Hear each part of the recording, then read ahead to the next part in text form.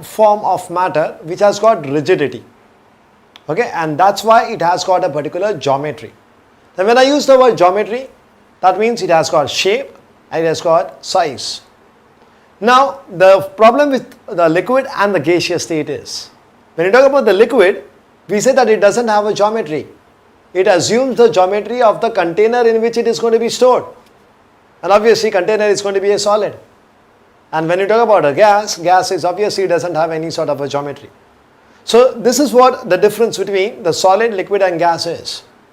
So, in the solid case, what we say is that amongst the constituent particles, the forces of attraction is going to be very, very strong, which gives the rigidity to it. Rigidity matlab kya? They are fixed. They are not going to change. Okay, so that is what the importance of a solid substance is. Now, depending upon the arrangement of the constituent particles, the solids are basically classified into two categories. One is called as a crystalline solid and the other is called as amorphous solids. Okay, once again I repeat, depending upon the arrangement of the constituent particles, solids are going to be classified into two categories. One is crystalline and the other is going to be amorphous. Now, when we talk about crystalline solid, now crystalline solid basically is nothing but it is that type of a solid where there is going to be a orderly arrangement,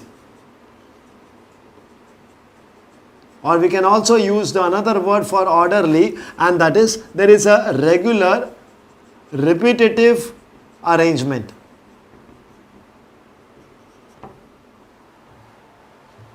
Okay, regular repetitive arrangement of constituent particles taking place. So there is a particular pattern which is going to be followed.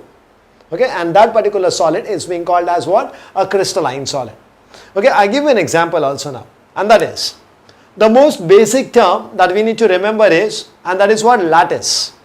Now, what do you mean by a lattice is that every particular solid structure which is going to be composed of either atoms or ions or molecules are being arranged in a particular space. And the space in which those are being arranged is called as a lattice. Alright. So, when I am going to talk about, say this is going to be a lattice, and I am going to arrange the atoms, ions and the molecules inside this particular lattice in this particular manner.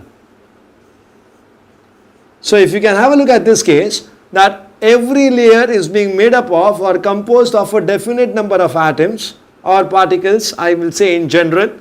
When I talk about particles, please remember I am referring to either atoms, ions or molecules. So you can see over here, there is a repetitive pattern which is going to be here. There are 3 atoms over here, 3 atoms over here, 3 atoms over here. That means in other case, suppose now here there is a 4th layer. And if I am going to ask you how many number of particles are going to be present over here, you are going to be very confident and will say that there are going to be 3 particles. It cannot be 4, it cannot be 2, because of the confidence level is only, the reason is over here that the pattern which is going to be followed is regular. And such solids are called as what? Crystalline solids. Next thing is, when the pattern is going to be regular, the arrangement is going to be regular. This arrangement is related to the geometry. And when I use the word geometry, that means I am going to basically talk about the shape as well as the size. And therefore, we now comment that for the crystalline substances, the geometry is regular.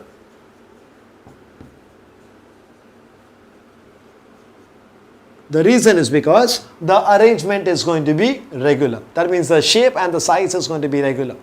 Next thing is, because of the orderly arrangement, the force of attraction which is going to be existing amongst the particles will be of equal strength. Alright, will be of what? Equal strength. And as a result of which, the entire solid is going to melt at a single temperature. Melt at a single temperature.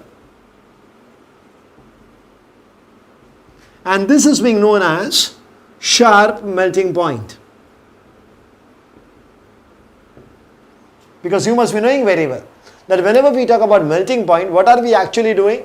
Yes, we are supplying heat to the solid so that it melts, it gets converted into a fused state.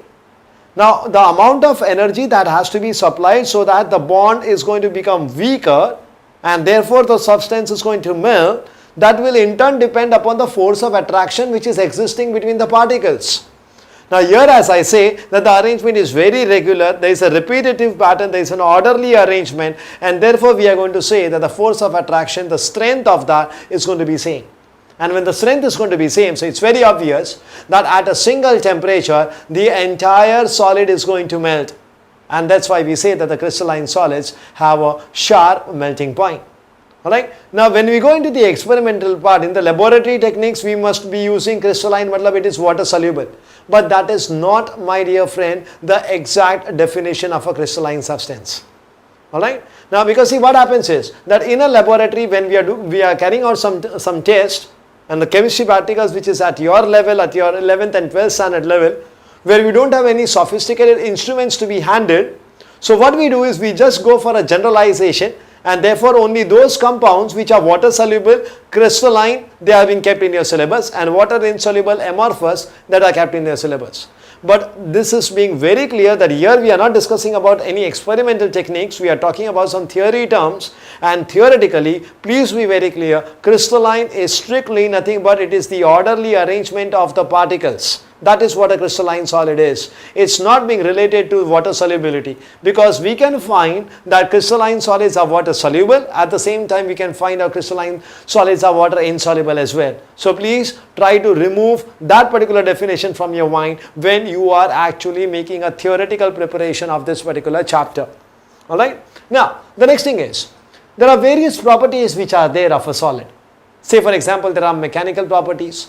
Okay, then there are some optical properties. Optical properties are related to color and all that. Mechanical properties related to the strength, the tensile strength of a solid substance. Now, whenever those properties are being observed for a crystalline substance, then from a different directions, the properties are going to change. Okay, from different directions, that means as we are going to change the directions, the properties that is mechanical and optical is going to change. And as a result of which we are going to say that it is going to be what? Anisotropic.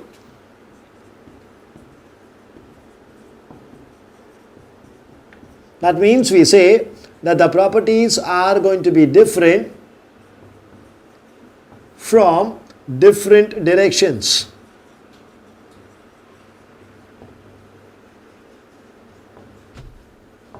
Okay, and that is what we call it as what? Anisotropic.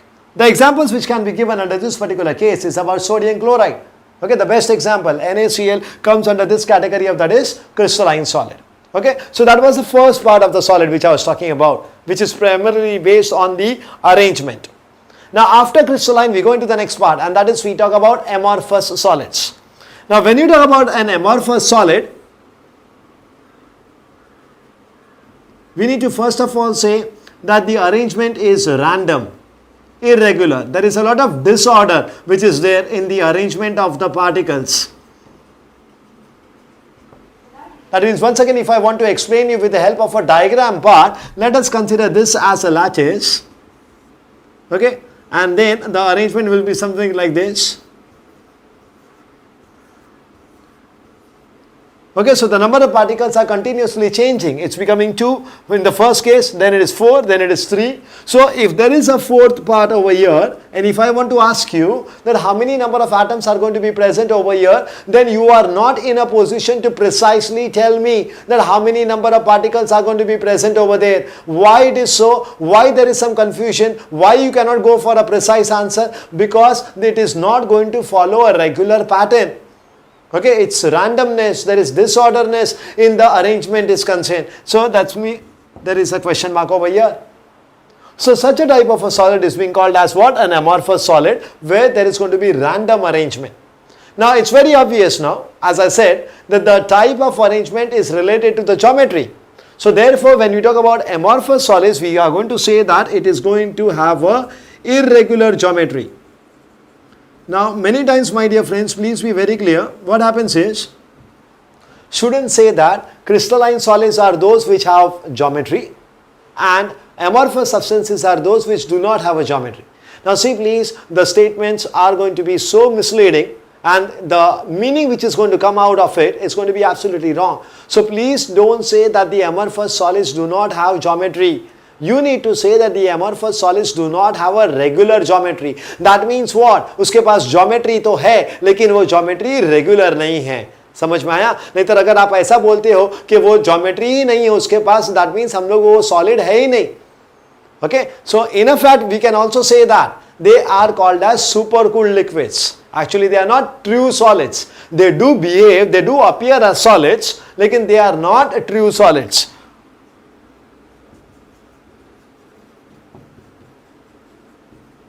I can give you a simple example about glass. Glass is not true solid. They are basically nothing but what? They are called as supercooled liquids. Now what do you mean by this? Liquid को जब हम cool करेंगे, we get solid. I hope you know this very well. But then here I am not using the word cool, I am using the word what? Supercooled. So as a result of it, there is a certain degree of strength which is going to be achieved over there. So that means you are going to cool that liquid to a very very low temperature. Okay, जैसे कि water अगर हम लोग ने लिया, water को जब cool करते हैं 0 डिग्री सेल्सियस हमें आइस मिलता है, लेकिन आइस क्या इतना मजबूत होता है क्या? Okay, if the ice falls up from our hand, it is going to break because we are not super cooling it, we are just cooling it. Okay, तो अब मुझे यहाँ पर अगर ताकत चाहिए, मुझे वो सॉलिड में स्ट्रेंथ चाहिए, तो मुझे क्या करना है? उसको ठंडा करना at a very low temperature.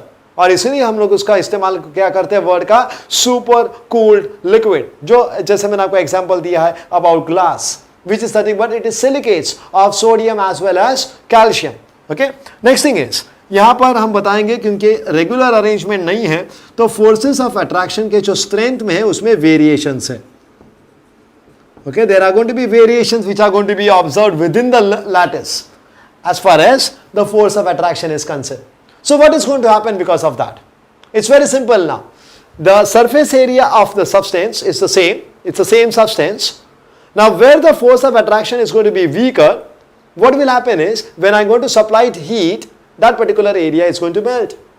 But then there is some another area of the same substance where the force of attraction is going to be stronger. So it is not going to be melt at that particular temperature. That is still going to remain in the form of what? Solid. So I need to still heat it, and then that area undergoes a conversion into a molten form. So that means what? I cannot have a single temperature at which the entire solid melts, which I got in the case of a crystalline solid. Here I will be getting a range from a dash temperature to a dash temperature. The entire solid gets molten form. Alright, so that's another point of difference between crystalline and amorphous. That means here we get a range of melting point. Or in other words, for an amorphous substance, we do not have a sharp melting point. Okay, and as I already told you before, we cannot exactly relate this with respect to the solubility of the water. It can be either water soluble or water insoluble. So we are not going to comment on this because we are going into the theoretical interpretations of this chapter. Next thing is हम उसके properties के बारे में बात करेंगे. जहां तक इसका प्रॉपर्टीज का सवाल है तो जो भी दिशा में हम उसके प्रॉपर्टीज के बारे में बात करेंगे, फिर चाहे वो मैकेनिकल प्रॉपर्टी हो या ऑप्टिकल प्रॉपर्टी हो, वो सेम ही लगेगा हम. Okay, and that's why we call it as it is isotropic. Crystalline substance में I'd use the word anisotropic. This is what? Isotropic. That means the physical properties are going to be same from all directions.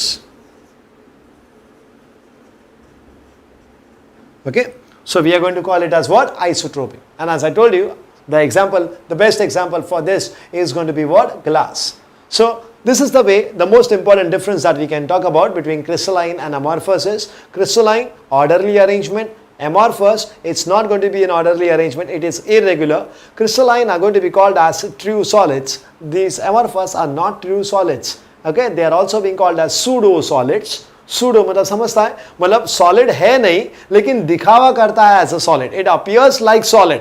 Pseudo means false. Alright, so it appears like solid but it is actually not solid. Okay, it's also called as a supercooled liquid. Next thing is we talk about as far as the properties are concerned. For crystalline, we are going to call it as anisotropic, whereas in amorphous we are going to call it as isotropic. And then finally, point of difference is for crystalline we have a sharp melting point, whereas for amorphous we do not have a sharp melting point. In fact, we get range of melting point. So I hope you understood the initial part about this particular chapter, where we first of all talk about what exactly solids are, that form of matter which has got rigidity, the force of attraction is going to be highest, therefore they will be having a geometry. And then depending upon the arrangement of the constituent particles, the solids are of two types, that is crystalline as well as amorphous. I hope you have understood up to this.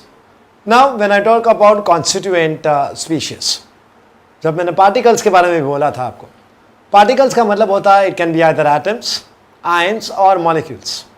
So depending upon that, we have different types of solid crystals. So सबसे पहले we are going to talk about the covalent crystals.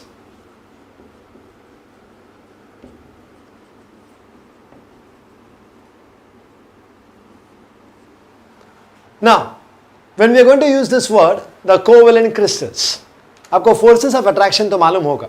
Okay, that means there is going to be an ionic bond, there is going to be a covalent bond. So यहाँ पर जो covalent bonding है, that is what is related to what? Covalent crystals. So here, the atoms are going to be linked with each other, or we are going to use the word particles. The particles are going to be linked with each other by means of covalent bonds.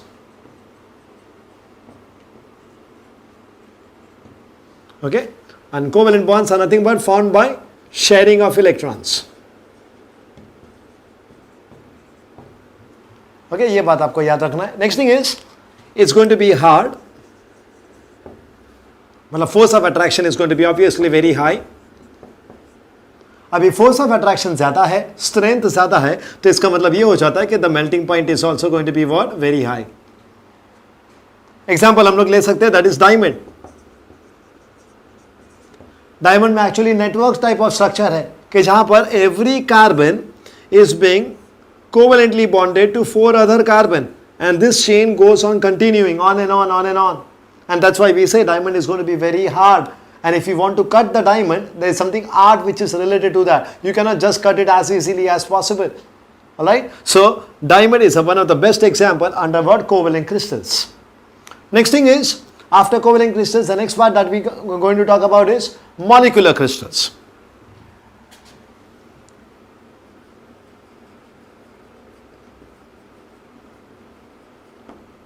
Now when you talk about molecular crystals, here the constituent particles are going to be nothing but what? Molecules. And they are going to be attached with each other, bonded by means of van der Waals forces.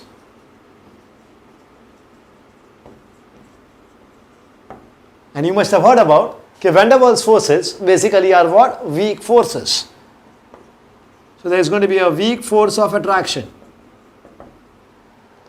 Okay? और ये force of attraction weak है, इसका मतलब हम क्या बोलेंगे कि the solid is going to be soft and it can be easily cut. Okay, next is उसका जो melting point है, that is going to be low. I give you an example for this, and that is solid carbon dioxide. That comes under this category. क्योंकि देखो इसमें क्या होता है, carbon dioxide की जब बात होती है, the very first thing which clicks in our mind when we come to know about carbon dioxide is what? It's a gas. So its natural existence is gas, and every substance is going to be stable in its natural existence. But here I am not using the word gaseous carbon dioxide, I am using the word solid carbon dioxide. So it's very clear that solid carbon dioxide is not its natural state, and when a substance is not in its natural state, so obviously it's not going to be that strong enough. Okay, we are going to bring about certain changes as far as the temperature and pressure is concerned, और तब जाकर उस gas को हम solidify करते हैं और हमें मिलता है सॉलिड कार्बन डाइऑक्साइड, जिसे हम लोग ड्राई आइस के नाम से भी जानते हैं. ओके, तो उसके पास इतना ताकत नहीं रहता है. Okay, and that's why we say that there are going to be weak van der Waals forces, और इसी वजह से हम बोलते हैं कि it's going to be soft, और वो सॉफ्ट होने की वजह से उसका melting point is also going to be what? Less. Okay, so that comes under the second category. After covalent crystals is what? Molecular crystals. The third part which we go into, I will say हम लोग बोलेंगे about ionic crystals. Now from the name itself, I guess it's going to be very clear to you all. When you talk about ionic crystals, that means it is being made up of what? Ions. Okay, the particles are going to be nothing but ions, and that also the ions are also oppositely charged. क्योंकि यहाँ पर solid की बात होती है, crystal की बात होती है, so there has to be a force of attraction. And when we talk about charged species, the force of attraction do exist between the oppositely charged species. It doesn't take place between the similar charges. Similar charges repel, opposite charges always attract. तो इस वजह से हम यहाँ पर क्या बोलेंगे? The constituent particles are nothing but they are oppositely charged ions. उसका जो अरेंजमेंट है वो भी मैं आपको बताना चाहूंगा कि let us consider this is a lattice. And if you are going to show the ions in this particular format,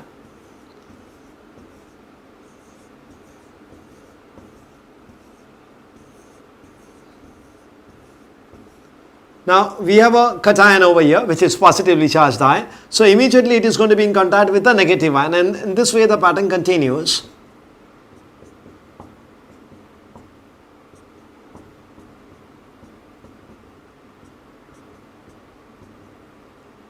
So you can check it out that every positive ion is in contact with a negative ion and vice versa.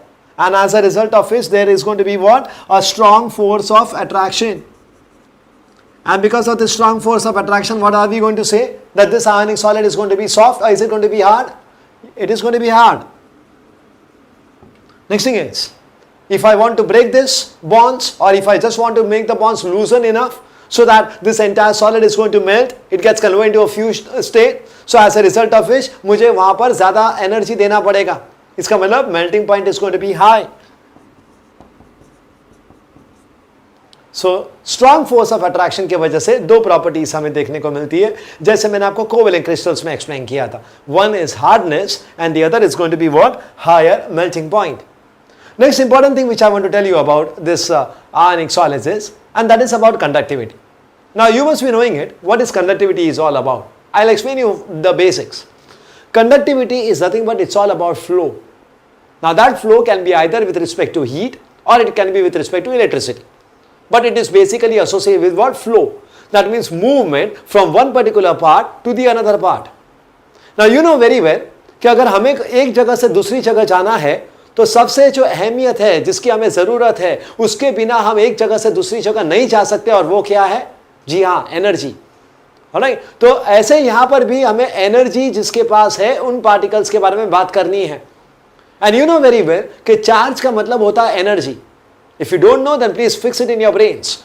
Charge means energy. So that means any substance which has got charge, it has got energy. And when it has got energy, so obviously it is going to move from one particular point to another point. So these ions are charged species. They got a charge, positive ion and negative ion. Therefore they got energy, and therefore we say that the ions are mobile. कभी atom के बारे में ऐसा बोला है कि atoms are mobile? कभी सुना है आपने ऐसा? सुनना भी मत. बिकॉज एटम न्यूट्रल होता है. And neutral substance है, so that means उसके पास एनर्जी नहीं है. And if it doesn't have any energy, it cannot move from one point to another. इसलिए आप लोगों ने सुना रहेगा atoms are stationary. तो यहाँ पर क्या होता है कि when we talk about ionic solids, most of the students say that sir ये ionic solid है, उसमें ions है, ions can conduct electricity and therefore ionic crystals are good conductors of heat and electricity. My dear friend, that is not exactly right. Please be very clear. Conductivity is not because of the presence of ions. It's because of the presence of free ions. This word is very important, free. Ions मौजूद है तो एक substance conductor बन जाता है, ऐसा नहीं है. हमें वो आयंस क्या चाहिए? फ्री चाहिए. फ्री चाहिए का मतलब क्या होता है कि वो बॉन्डेड नहीं है, वो एक जगह से दूसरी जगह जा सकता है. लेकिन यहां पर मैंने क्या बताया है? These ions oppositely charge, they are going to be held very strongly by the ionic bond. So that ionic bond is not going to allow this ions to go from one particular position to another, and that's why these ions are going to be what? Rigid. They are going to be fixed. So in this situation they cannot conduct electricity, and a substance which cannot conduct electricity are nothing but insulators. So that's why we say that these ionic solids are going to be insulators at a low temperature. Okay, the temperature is what? Low. क्योंकि अगर temperature low है तो इसका मतलब the bond is going to be very strong. So that means, in other words, see, as I said, the bond is going to be responsible to make sure that the ions are going to be rigid. Okay, now if I want the ions to move away from each other, that means I need to break the bond. Okay, the bond are strong, so that means the amount of energy which I require to break the bond is obviously very high. So therefore what we say is that at a higher temperature, as the temperature increases, the bonds break, and therefore we say the conductivity increases. You understanding this part? So please don't just pass a general statement that all ionic crystals are going to be good conductors of heat and electricity at any temperatures. No. It is always at a high temperature, it's going to be a good conductor of electricity. At a low temperature, it is going to behave as what? Insulator. याद रखिएगा इस point को. And जहाँ तक इसका example का सवाल, I give you the simplest example. I guess everybody knows about this. Sodium chloride. Sodium chloride किसका बना हुआ है? पॉजिटिवली चार्ज सोडियम आयंस का और नेगेटिवली चार्ज क्लोराइड आयंस का. So every sodium ion is in contact with a chloride ion, या फिर हम बोल सकते हैं every chloride ion is in contact with a sodium ion. So that means there is only and only force of attraction, there is no forces of repulsion, and therefore this crystal, this solid is going to be stable.